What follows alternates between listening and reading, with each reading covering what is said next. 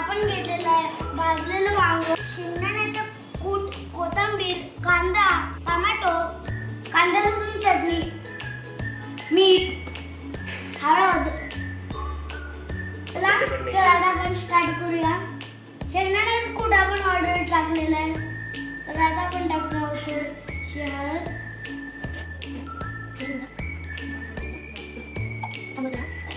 आणि थोडंसं मीठ.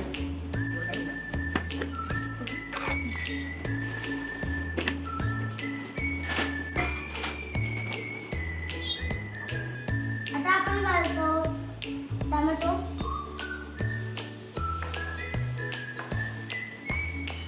कांदा अर्धाच घालायचा आपल्याला,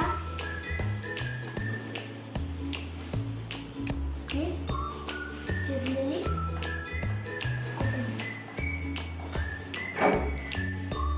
ह्याच्यामध्ये आपण घालणार आहोत कढवलेलं तेल. बघा कसला आवाज आलेला.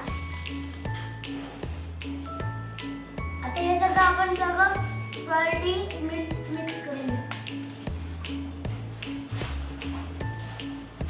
बघू शकता गरमागरम वांग्याचं भरीत कोल्हापुरी स्टाईलचं आणि त्यासोबत भाकरी. अशा नवीन माझ्या रेसिपीसाठी लाईक करा, सबस्क्राईब करा, शेअर करा.